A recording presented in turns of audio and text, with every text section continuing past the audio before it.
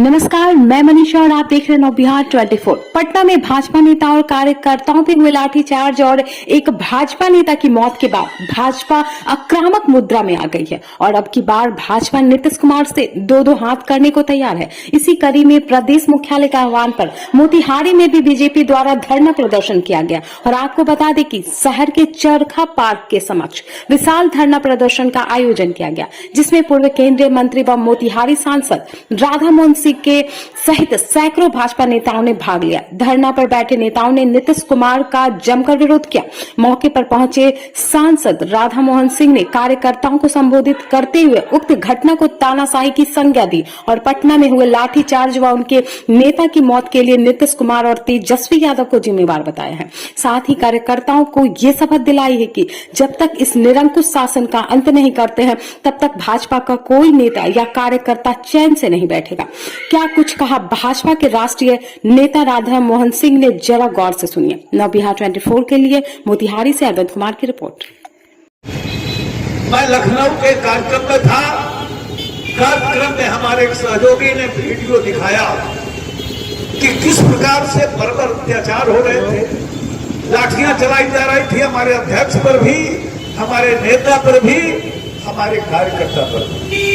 एक बात आपने कहा कि हम डाक बंगला से आगे नहीं जाने देते, लेकिन डाक बंगला के पहले भी तो हमारे कार्यकर्ता थे जो इधर उधर से आ रहे थे, उन पर भी लाठियां चलाई गई और इसी में हमारे विजय सिंह की हत्या हुई और इसके खिलाफ आज पूरे बिहार में हम धरना दे रहे हैं, हम श्रद्धांजलि अर्पित कर रहे हैं।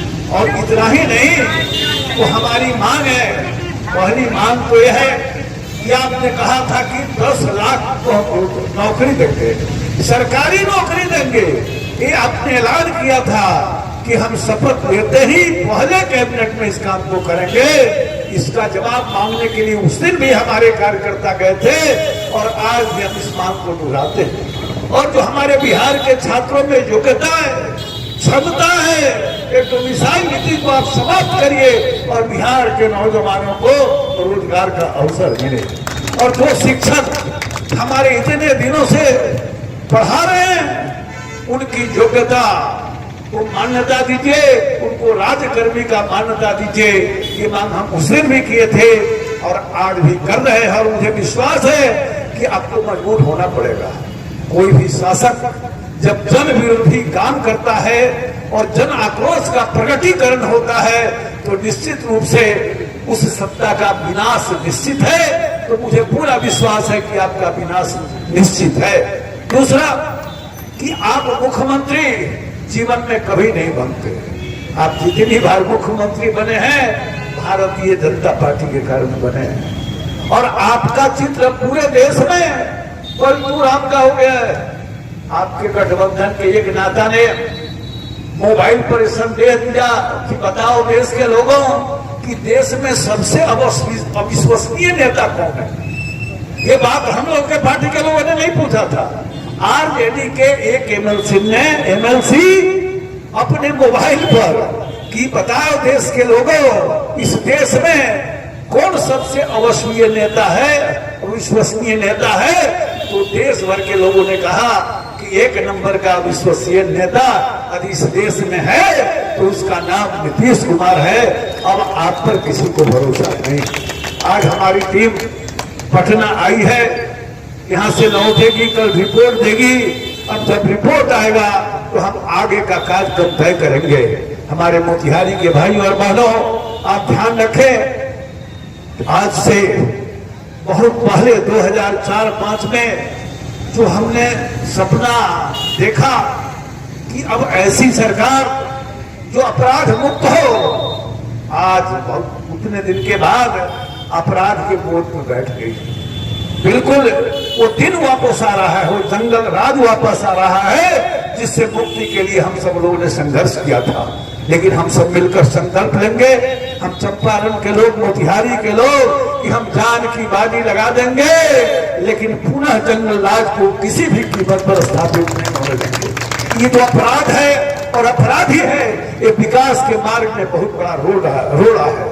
और जब तक भारतीय जनता पार्टी का एक भी कार्यकर्ता बचा रहेगा, अपराध और अपराधी से किसी भी प्रकार का समझौता नहीं कर सकते। जिन राज्यों में हमारी सरकार है, जिन राज्यों में हमारी सरकार है, वहां विकास क्यों हो रहा है? इसलिए कि अपराधियों के साथ कोई मरम्मत नहीं है। हमारे पार्टी के भी, किसी भी पार्टी के हैं, तो हम अपराधियों से समझौता नहीं करते। और बिहार को आज नीतीश कुमार और तेजस्वी की सरकार बिल्कुल अपराधियों के गोद में, दिन में बात होती है प्रशासन की और रात में बात होती है अपराधियों की। हमारे जो पुलिस के लोग हैं, उनको हम पर लाठी चलाने के लिए आप छूट दे रहे हैं, आदेश दे रहे हैं। लेकिन मेरी विनती है कि आप उत्तर प्रदेश का अनुकरण करिए और जो हमारे पुलिस के पदाधिकारी हैं, उनको छूट दीजिए कि वो अपराधियों के खिलाफ ऐसी कार्रवाई करें जैसे उत्तर प्रदेश को हो रहा है। भारतीय जनता पार्टी के कार्यकर्ता कभी अहिंसा में विश्वास नहीं कर सकते। उस दिन भी हमारा जो प्रदर्शन था बिल्कुल शांतिपूर्ण था, निहत्था था। कोई किसी प्रकार की अराजकता हमारे किसी कार्यकर्ता ने नहीं की थी। तो पुलिस को आपने जबरन आपने पुलिस को मजबूर किया, आदेश देते गए कि इनकी पिटाई करो। खुशी तब होती जब पुलिस को आप छूट देते कि अपराधियों का इलाज करे। नीतीश कुमार यदि अपराध की गोद में बैठकर आप शासन करेंगे और पुलिस को अपराधियों से निपटने की स्वतंत्रता नहीं देंगे, तब तक निश्चित रूप से आपका खात्मा तय है, आपका विनाश तय है। कार्यकर्ता भाइयों और बहनों, हम सबको तैयार रहना होगा। कमेटी की रिपोर्ट दिल्ली जाएगी और जो राष्ट्रीय अध्यक्ष जी का निर्देश होगा, प्रदेश अध्यक्ष जी का निर्देश होगा, हम उसके आधार पर आगे भी संघर्ष जो हमारी नियति में है, इस धरती पर जब जनसंघ पैदा लिया था तब से हम संघर्ष कर रहे हैं, तब से संघर्ष कर रहे हैं। एक से एक नेताओं की हमने कुर्बानी दी है। एक कार्यकर्ता की आज कुर्बानी हुई है, ये कुर्बानी व्यर्थ नहीं जाएगा। बिहार के नौजवान शिक्षक भाइयों बहनों, इस कुर्बानी के बाद भी और भी कुर्बानी करना पड़ेगा, हम करेंगे। लेकिन आप नौजवानों को, आप शिक्षकों को आपका हक दिलाकर ही हम दम लेंगे। इन्हीं शब्दों के साथ इस गर्मी में, इस धूप में